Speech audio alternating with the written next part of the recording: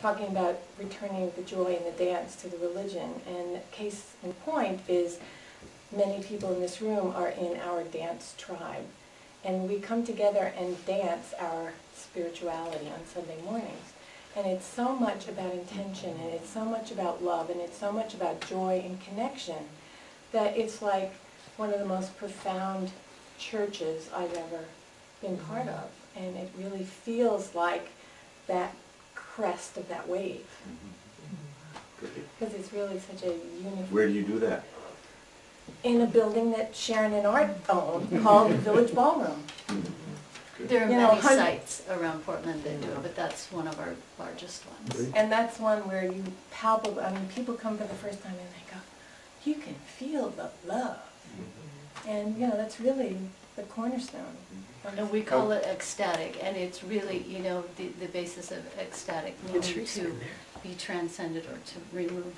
There's a group in Oakland that's doing that ecstatic dance, they call themselves, and they come Sunday to the ballroom that I'm part of and do that. But I was thinking about that last night with when the drumming that was started. It's like okay, here we go. Okay, I'm ready. You know, and to lose yourself in that, because this is like when the cameras all shut off.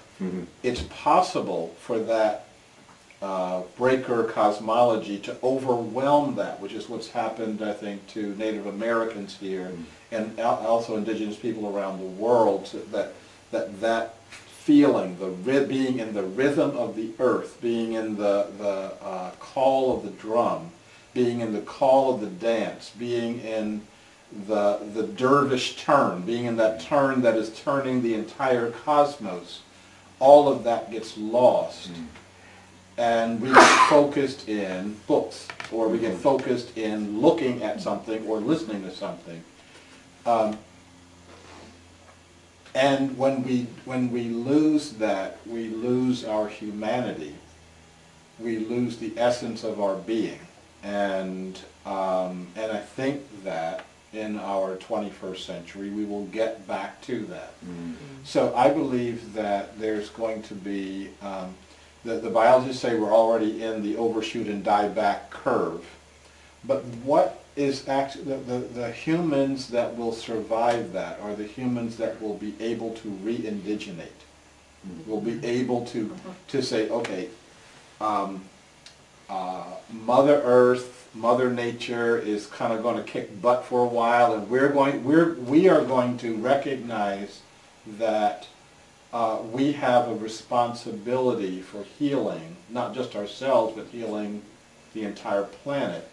And speaking, this is one thing, okay, I guess I recognize my hand, I don't know. So, are you familiar with a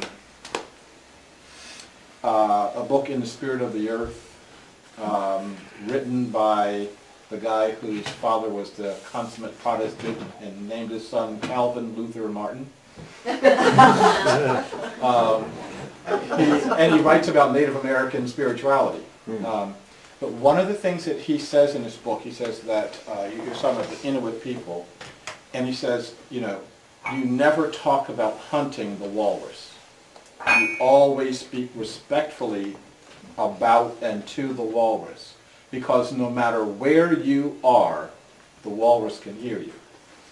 And if you are boastful or prideful, the walrus just simply goes away. Okay?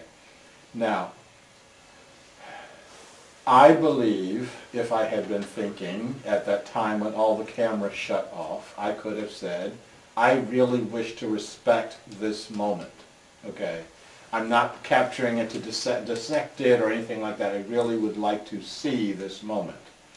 May I please have a camera that will work? Can you give me juice in this camera now? You know,